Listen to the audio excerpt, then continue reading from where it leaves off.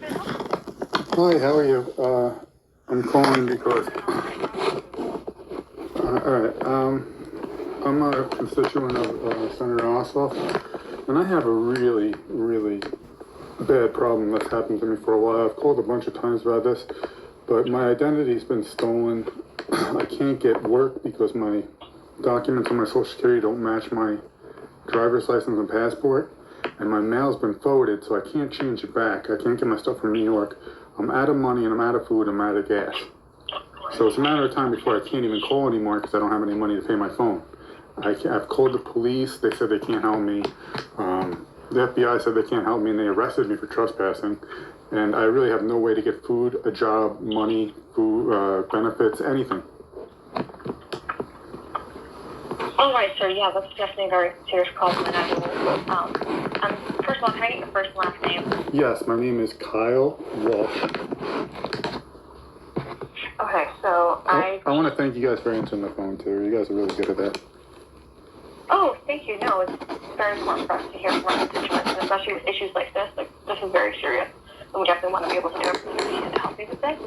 So, just to confirm, you had your identity stolen. Yes, by the police in New York City.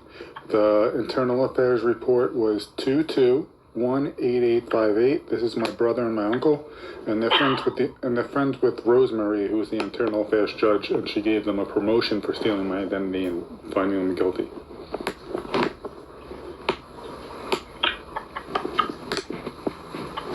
Okay. I just want to get this in as much detail as possible so that I can send this off to our casework team. Yeah. So you have the identity stolen by the police in New York. That's right. They told that number. Yeah, it's 2218858. Yeah. Wait, 2218858 That's or right. 8058. 8858. Okay, and this number is for what? That's the internal affairs guilty substantiation, and then they stole the guilty substantiation. They gave me the guilty substantiation from internal affairs over the phone, the NYPD did, and then they stole it, and when they went to their APU discipline, one of my family friends that does all the weddings, she comes to all the weddings, her name is Rosemary, she's the internal affairs judge, and she gave them a promotion to the mail division, and I stopped getting my mail, because they don't want to let me know about, their punishment or whatever was getting promoted after they told me they were going to kill my kid, killed my kid, and then locked me out of my banking and destroyed my career. Okay. So... They murdered my baby, too. Okay. I'm not gonna let it go. I really need Jon Ossoff's help because they killed my baby. They told me they were gonna kill my baby, and then they killed my baby. Okay, can you please explain that? Yes. So my wife was pregnant. My brother came over to my apartment and yelled through the window, "I'm not gonna let you live, work, or have family in New York City." And then he went and killed my baby. Okay, and have you filed a police report for that? I'd say if I said hundreds, that would be very conservative. It's more like thousands.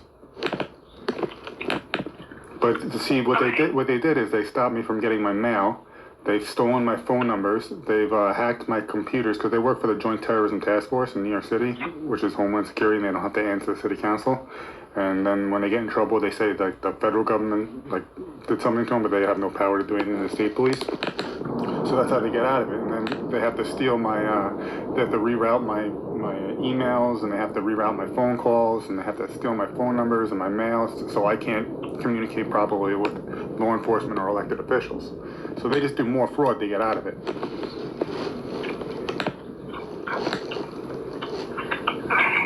And if you check the internal affairs, if you go to A50, like NYPD, and you put in Sean T Walsh, he has 29 fake names because he's friends with the judge, and she doesn't care.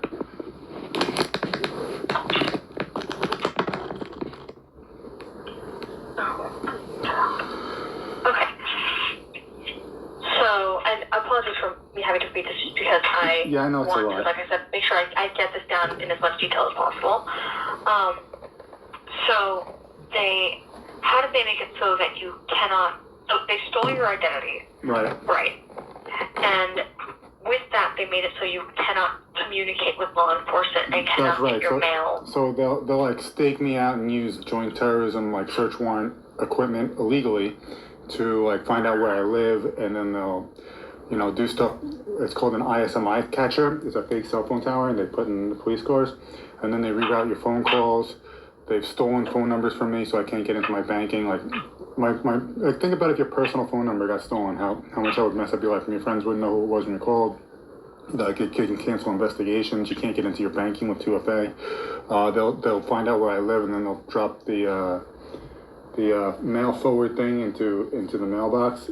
And this time they changed my information on my birth certificate before they did that, so I wouldn't be able to get a job or claim benefits of Social Security. Social Security said they can't help me because I can't get my mail to come to my house to change my gender back from female, which I didn't do, and change my name from Kylie to Kyle again because they changed my name on it.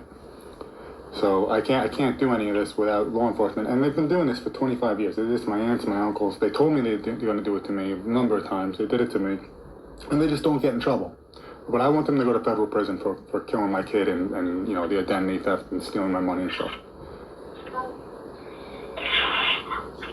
Okay, so all of this is your family, and they all work for the Joint Terrorism Task Force in New York? Yeah, so the New York City Police Intelligence Bureau and Gang Unit, Homicide, and then I have other family members that are in-laws that work for the FBI, and I have other in-laws that, I have a cousin-in-law that works for the NSA. And between all that, they like, if they get investigated, they have their friends investigate or each other investigate.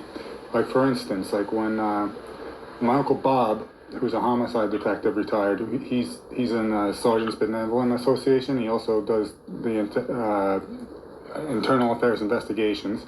When they don't do investigations for internal affairs, the Police Intelligence Bureau does it, and that's my brother. So that's how they racketeered that. And then they have a friend that's at all the family parties named Rosemary, who's the judge for internal affairs. So they're not going to get in trouble that way.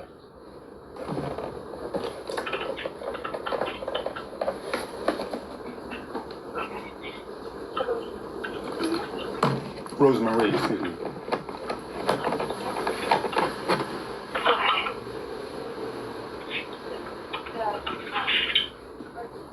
Okay. Here. Okay. So okay. This is what I have down so far. So you had your identity stolen by the police in New York. I have the internal affairs guilty substantiation number. You have your family friend Rosemary, who's the judge for the federal affairs. Internal affairs. Internal affairs. Internal affairs. Important. Okay, one second. Internal. Okay, for internal affairs, Joint Terrorism Task Force in New York City. Your family works for the FBI and the NSA. FBI in-laws. It's NSA. I have a cousin-in-law. And then my brother and my uncle, who are the main culprits, work for the New York City Police Intelligence Bureau, which isn't covered under NYPD. They're kind of like a gray area. After 9/11, they're covered under Department of Homeland Security. So that would be Christy Nome.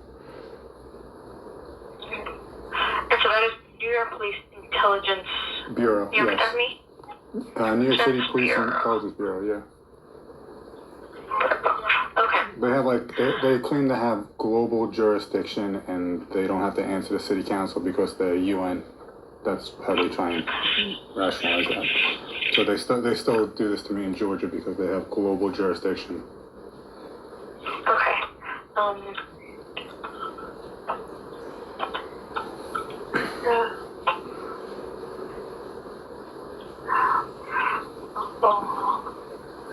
It's on Wikipedia. If you put it in, you'll see like they do their operations in secret. They don't answer the city council, and they have a global jurisdiction.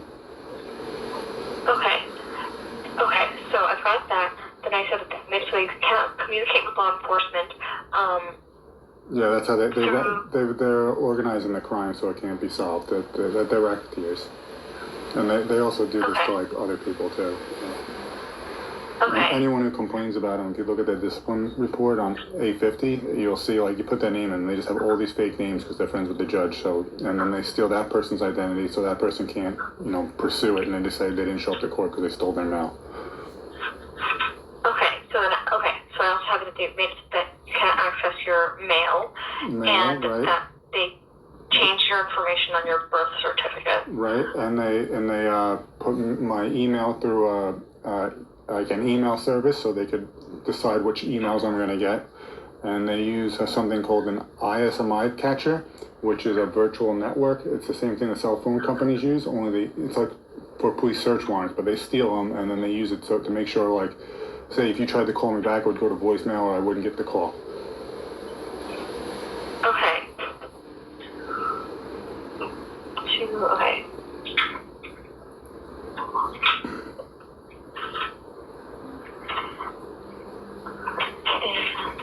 Give me one second while I get down.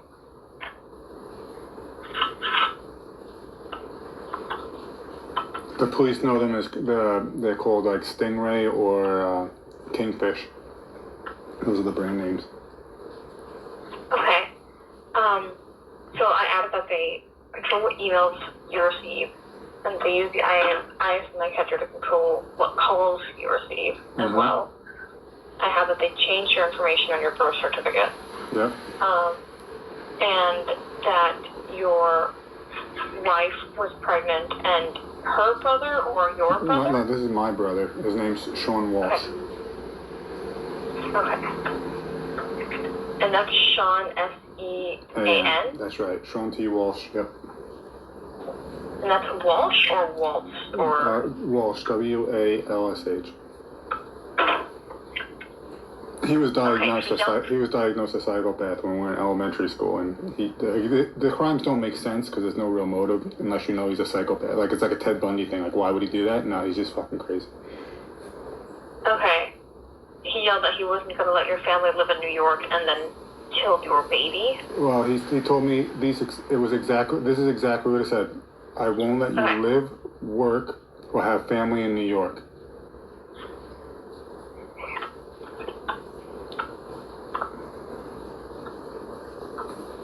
And are you currently in New York? No, I moved to Georgia because I couldn't get anywhere in New York because they're too strong there, and I came here and they kept doing it, but at least I can, talk to a senator or something like that, I've called before. I'm pretty sure Senator Ossoff also is aware of it, but it's just I'm at the point where I spent $370,000. I can't use my banking and I can't get benefits, and it's like what can I do? I don't want to have to like steal food, I have no money left, I have no rent, I have no power at my house, I have no gas. Like I don't want to starve to death when my phone gets shut off.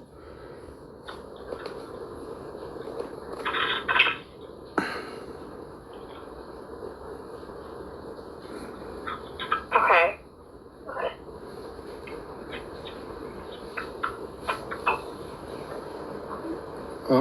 I'm trying to get into the Georgia Protection Program or the FBI Witness Protection Program because I don't have any food and I'm not going to be able to get any money because of the crimes. Even if I were to fix them myself, like by some miracle, they'd just do them again. Okay. Because they've done this to my other aunts and uncles too. Like this is like a power thing to them. Okay. So just to confirm, you want to get into Georgia Witness Protection? Yeah, GBI Witness Protection or FBI Witness Protection. And also, I think I've told Senator Ossoff this before, but Kash Patel went to high school with me and my brother. I kind of know him a little bit. He's going to know if you tell him the story. He's going to know I'm telling the truth right away. Okay.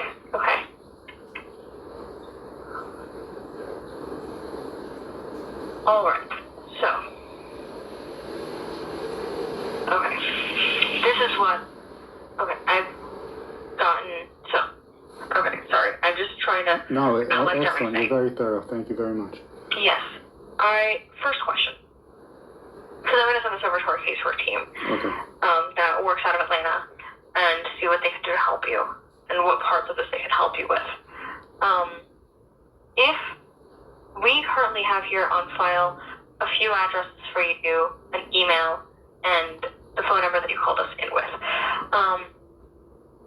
What would be the best way to get back into contact with you, given the situation with your family controlling your access to your emails and your calls? Okay, so I guess try to call me at this number, 470-469-4597, and I mean, If someone knocked on my door, I'm probably going to be home because I can't work because all my information's changed. But the only address I'm currently using is the 1060 Court Drive, Apartment J. But I'll call back and I'll check in to make sure if you called or whatever. Because I know Department of Homeland Security's called me and it goes to voicemail.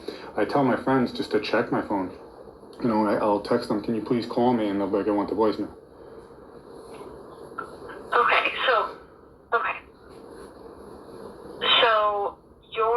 the address that we have on file, the one that you said that you use, is the one that is the 1060 Court Drive, Apartment J in Duluth, Georgia? That's correct. Okay, let me get these other ones off so that they don't get confused. All right. And so I know that the way that our casework team works is that they're going to send you something called a privacy release form.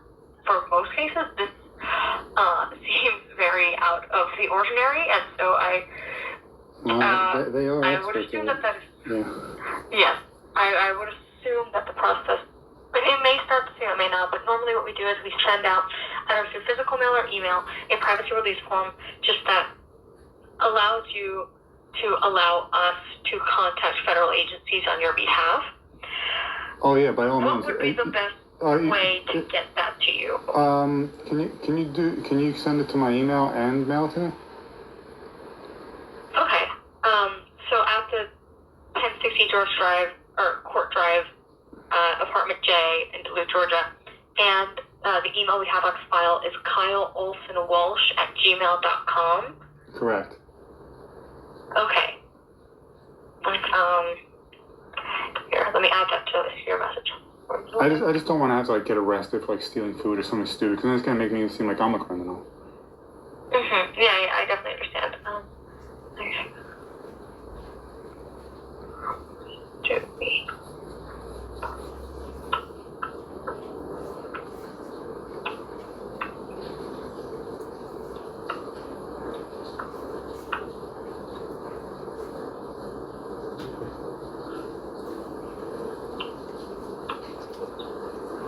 Okay.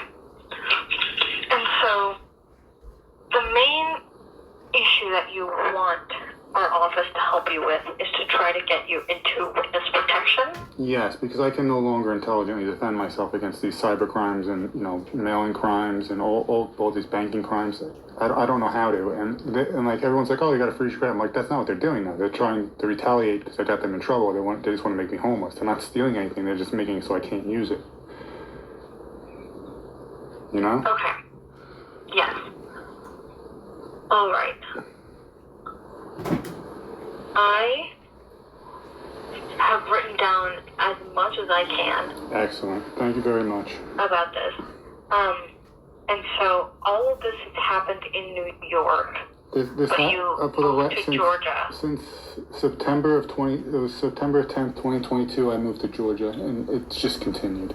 Like, I've changed everything. I've changed my email, my phone number got stolen, I got a new phone number, like, you know, everything I could change, I changed, and I've had 2 different addresses here, and they've stolen everything yet. Abracadabra. All right, and so could you give me, so your identity, the identity theft, did that happen while you were in Georgia? Yes, it's happened in Georgia, but it's also happened in New York. You know, it started in New York, and I left because it was just getting too, like, extreme in New York, you know, after they killed my kid and stuff. Mm-hmm. So I came to Georgia to try and, like, you know, restart over because I knew they weren't just gonna, you know, let me do it in New York. So I was like, maybe if I move away, you know, because he said I wasn't allowed to live in New York, maybe that'll appease him. So I came to Georgia, and then they just kept doing it. They just kept attacking me. And, you know, I filed reports with every single federal agency I can. I filed reports with every single state police enforcement agency I can, and I haven't got anywhere. So. Okay. So, this. Yeah, a lot of them. Issue of what's happening in Georgia right now, because I just want to make it so that our team is aware that, like, this is an issue that's happening in Georgia. It's not, you know, like, there's probably certain things that because they happen in New York that we wouldn't be able to, like, we wouldn't have the jurisdiction to take take action on. But I just want to make it very clear on this message of things that have happened in the state that we can contact people in the state to help you with.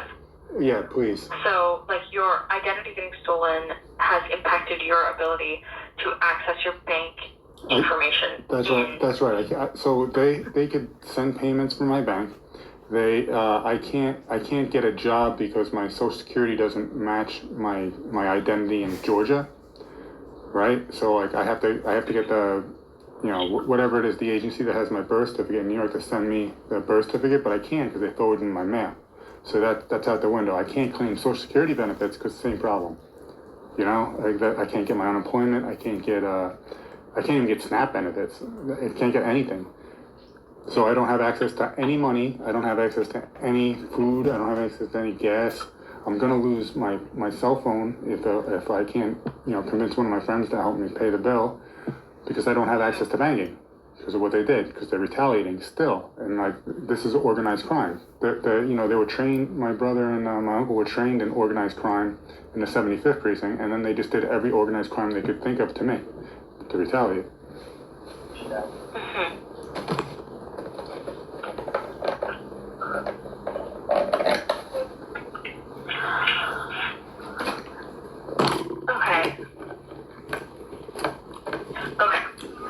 What I'm going to do is I'm going to send this to our casework team.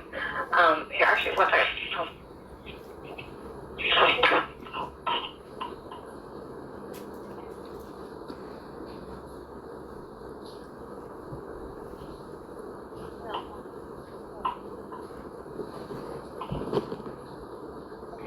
I'll give her an email.